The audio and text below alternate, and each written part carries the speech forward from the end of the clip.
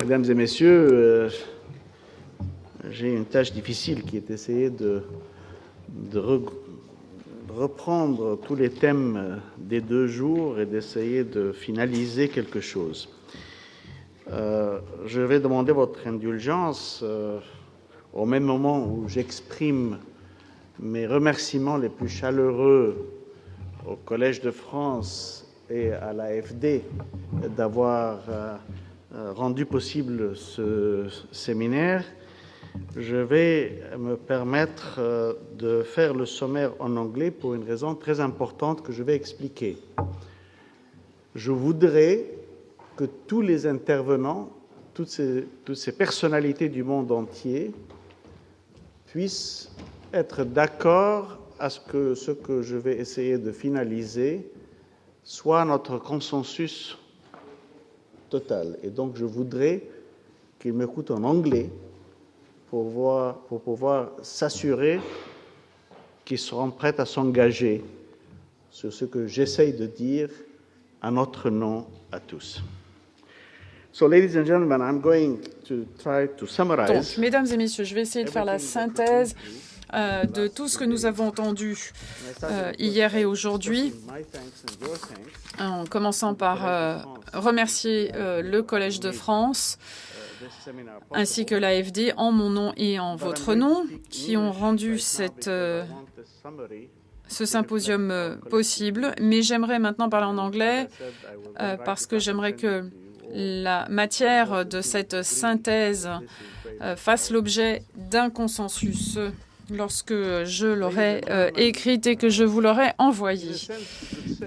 Mesdames et messieurs, je pense que dans un sens, nous pouvons dire que la question que nous posons depuis 2 jours a commencé il y a longtemps avec Malthus. Mais nous sommes dans le pays de Condorcet qui, contrairement à Malthus, pensait que le génie humain serait en mesure de répondre aux besoins croissants d'une population croissante et que l'humanité n'était pas condamnée à un cycle de famine et de crise, mais en fait qu'un avenir heureux attendait l'humanité parce que le génie humain allait trouver d'autres moyens de production.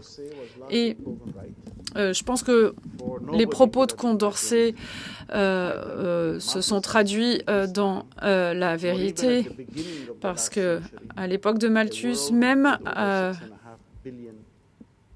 au début du siècle, avec un monde de 6 milliards d'individus, on est complètement à l'inverse de ce que disait Malthus, même si aujourd'hui on produit largement suffisamment et qu'il y a 1 milliard de personnes qui sont affamées parce qu'ils n'ont pas d'accès à la nourriture.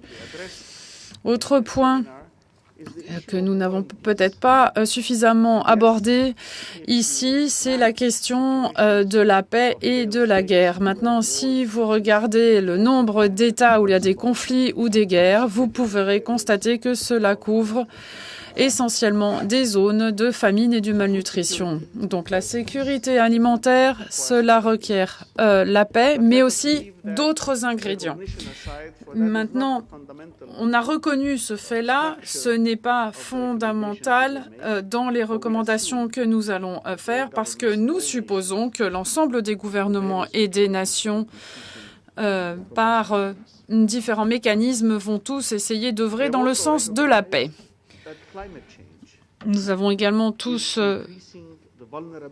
reconnu que le changement climatique rendait la situation des plus pauvres et des agriculteurs encore plus vulnérables partout dans le monde.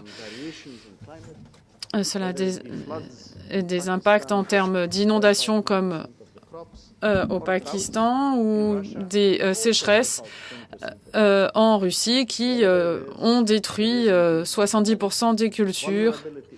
Donc une plus grande vulnérabilité, une plus grande variabilité et par conséquent, qu'il s'agisse de guerre et de paix ou de catastrophes naturelles, nous aurons constamment besoin d'aide humanitaire.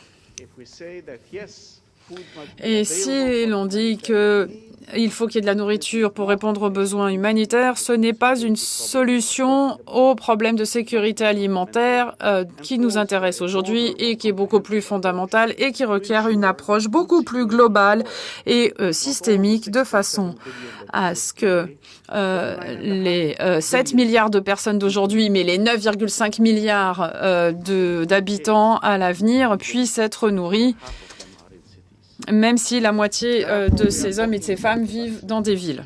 Il va nous falloir traiter de problèmes de production, de durabilité, d'accès, de politique, de science, de mise en pratique.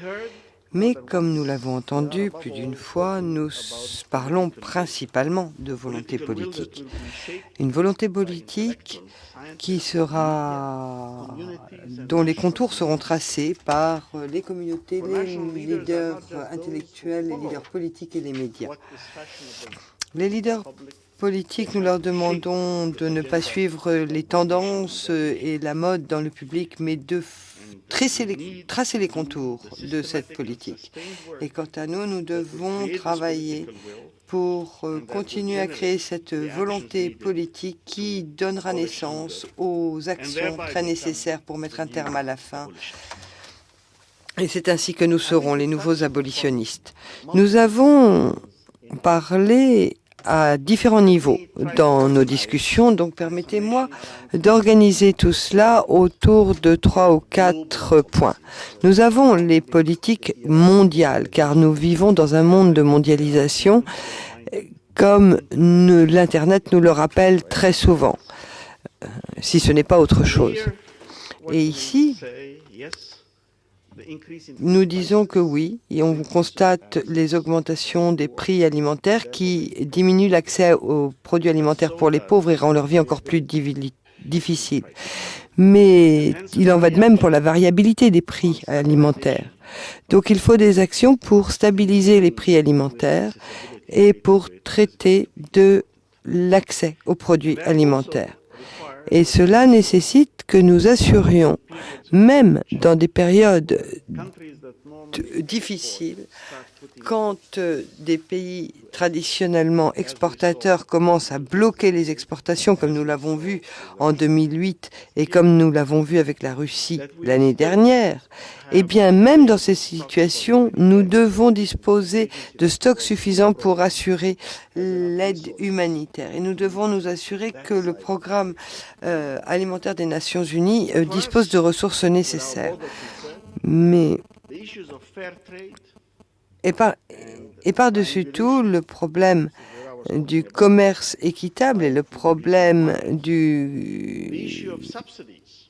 des échanges triangulaires, le problème des subventions, qu'il s'agisse de subventions agricoles, de subventions aux biocarburants, ou de subventions à des compagnies pétrolières. 500 millions de $, c'est absolument extraordinaire, dont des subventions données aux riches par les riches. Eh bien, les subventions ne sont qu'un des éléments qui déforment les marchés internationaux et qui doivent être traités. Donc nous avons besoin d'équité sur les marchés et nous avons besoin de traiter ce grand défi international qu'est la perception. Nous avons besoin de grands défis mondiaux pour un bien commun, à savoir la recherche. Et la recherche et les bénéfices de cette recherche ne doivent pas profiter aux actionnaires de grandes entreprises, mais doivent aller aux personnes qui véritablement ont besoin et utilisent ces recherches. Et nous avons maintenant besoin, et là je participe à ce combat, nous avons besoin de combattre les monopoles créés par quelques entreprises dans le domaine des produits pharmaceutiques et des semences. Nous devons modifier le cadre réglementaire, nous devons encourager les entreprises locales qui produisent des semences locales, qui produisent des médicaments génériques et leur garantir l'accès aux technologies. Et des nations du monde au niveau international, nous avons besoin de modifier et de transformer nos comptes nationaux. Les comptes en PIB ne valorisent pas suffisamment soit les actifs environnementaux, soit le capital humain ou tout type de services non marchands, non rémunérés, et en premier lieu le travail des femmes, qui sont totalement éliminés des calculs du PIB. Et lorsqu'on donne de mauvaises informations, même la personne la plus brillante prendra de mauvaises décisions. Et si les calculs de PIB génèrent des situations qui ne reflètent qu'une infime partie de la réalité, et si ces calculs de PIB laissent dans l'ombre une grande partie de la réalité, alors ne nous étonnons pas que ceux qui prient à l'autel du PIB adoptent des politiques qui aliènent la plupart de leurs concitoyens. Je viens pour ma part d'Égypte et nous venons de vivre une révolution. Pourquoi avons-nous vécu cette révolution dans un pays où l'économie se développait à un rythme annuel de 7%, où, en dépit des crises très importantes, la croissance économique restait encore à hauteur de 5,2% dans les derniers temps? Eh bien, tout simplement parce que la croissance, ce n'est pas tout. L'écart entre les riches et les pauvres était en train de se creuser de manière dramatique et pour la plupart des gens, la vie au jour le jour n'était tout simplement plus possible et les jeunes n'avaient comme perspective que le chômage, 30% d'entre eux étant au chômage. Et tout cela ne se reflétait pas dans les taux de croissance du PIB. Donc nous avons besoin de modifier la manière dont nous calculons nos comptes et notre PIB. Et nous devons délivrer sur toutes les promesses que nous faisons, mais pas simplement tenir les promesses agrégées. Nous devons également nous recentrer sur les petits fermiers dans les pays en développement et répondre à leurs besoins et répondre aux besoins des femmes de ces petits fermiers parce qu'elles ont besoin de toute notre aide. Nous avons besoin de soutenir la recherche et nous devons également reconnaître les crédits sous-souverains, c'est-à-dire les crédits et les prêts à des ONG, à des municipalités, à des communautés urbaines et pas aux États. Cela m'amène aux politiques nationales.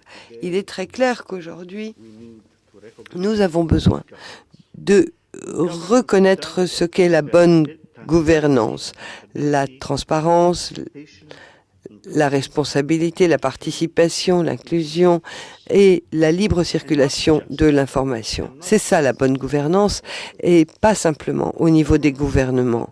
C'est au niveau des gouvernements, du public, mais également des entreprises privées, pour les ONG, pour la société civile.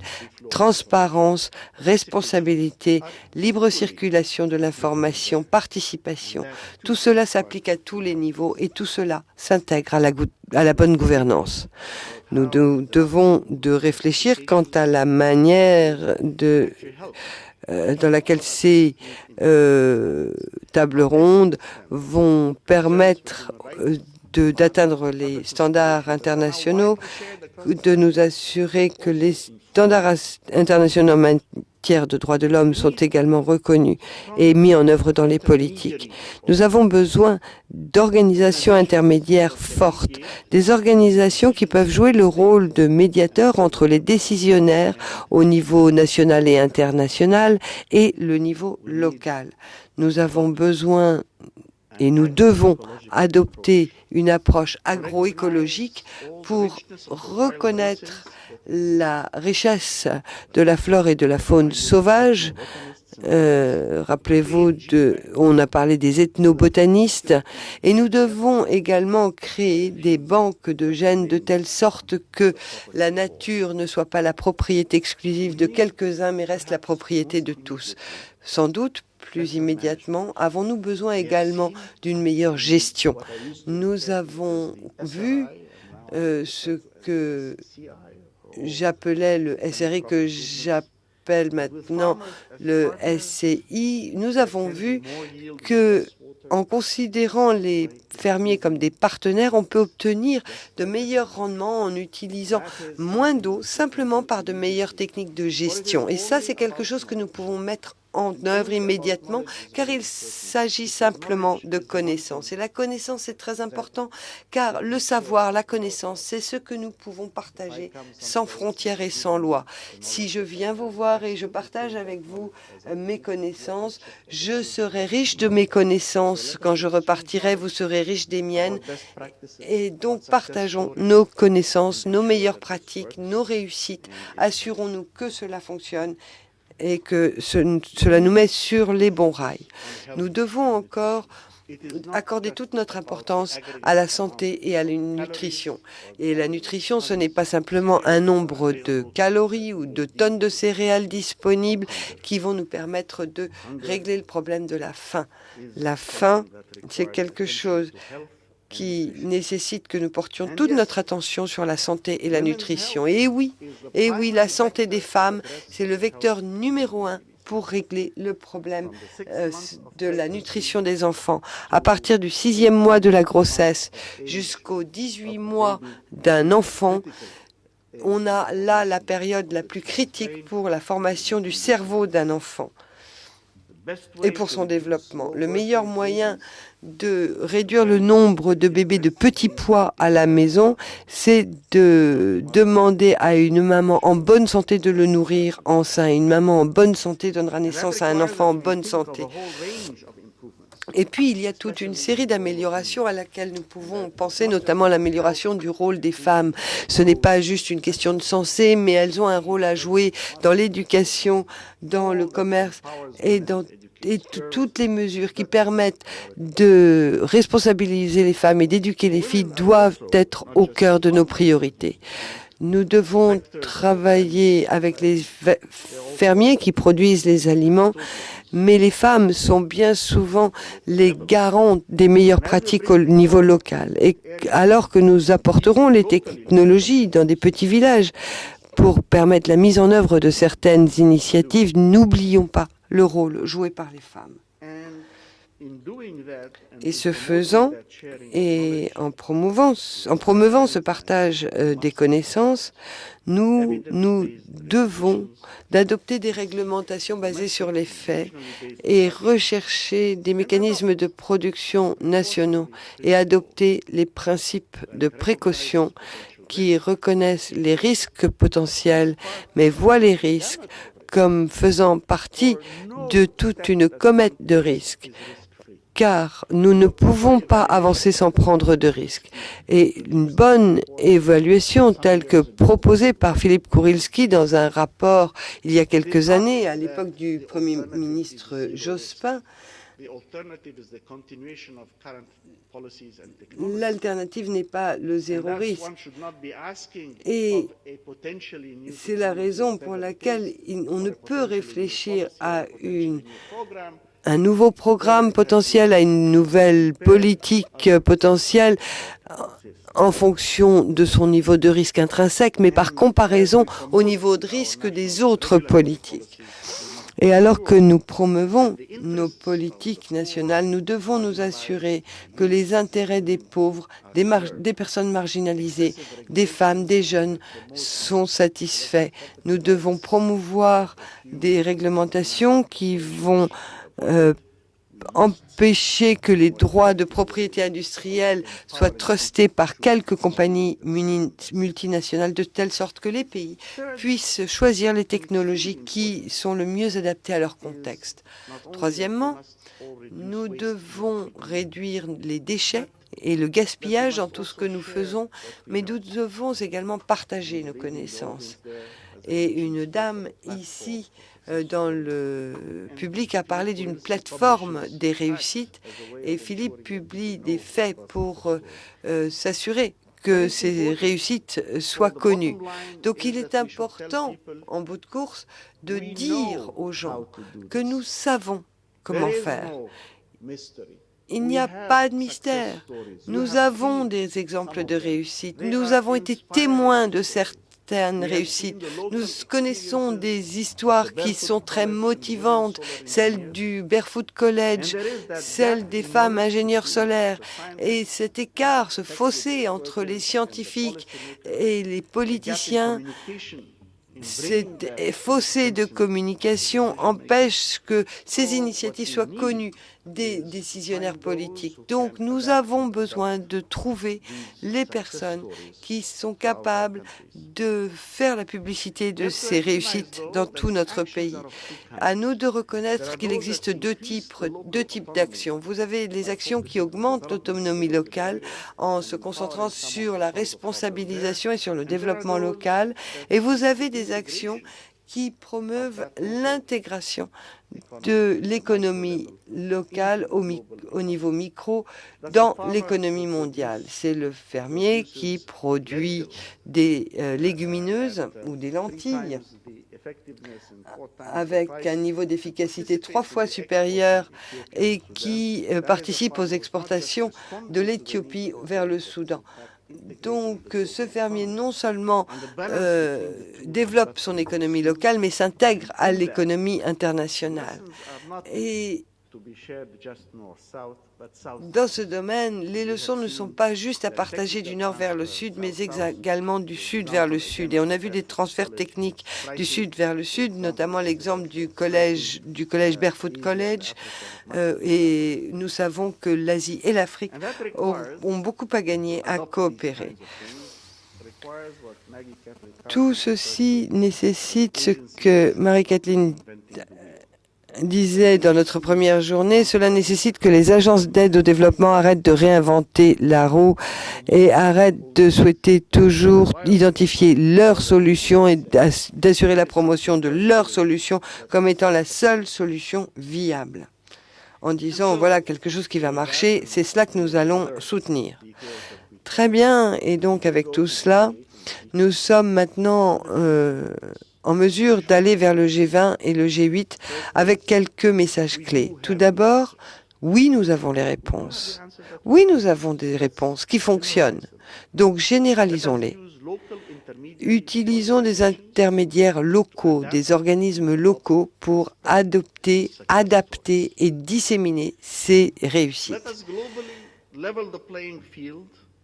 Établissons des règles du jeu plus justes au niveau international et national, combattons les monopoles et éliminons les subventions trop importantes. Reconnaissons le rôle de la nutrition et de la santé des mères et des bébés comme étant la première ligne de défense dans le combat contre la faim. Assurons la promotion de la recherche et du développement sur les ressources alimentaires, mais également sur toute la chaîne alimentaire, et reconnaissons que nous vivons sur 5% seulement de l'environnement mondial. 95% en volume, mais de la terre, c'est la mer et les ressources aquatiques. Et ce que nous savons et ce que nous tirons de la mer par notre exploitation de la mer n'est qu'une fraction de ce que nous connaissons à partir de nos travaux sur Terre. Et peut-être serait-il temps que nous travaillions à mieux comprendre l'environnement marin. Nous devons travailler cela par des relations entre États, mais nous devons également viser l'intégration mondiale des communautés et des personnes de bonne volonté partout dans le monde. Et enfin, vous qui êtes les maîtres du monde, vous qui pouvez sans problème trouver des milliards de dollars pour faire face à la crise financière, qui continuez à trouver des milliards de dollars à dépenser sur des dépenses militaires, nous vous demandons juste quelques petits milliards pour combattre contre la faim. Ce n'est pas tant que ça d'argent. Donc, s'il vous plaît, payez et soutenez les nouveaux abolitionnistes. Merci. Thank you.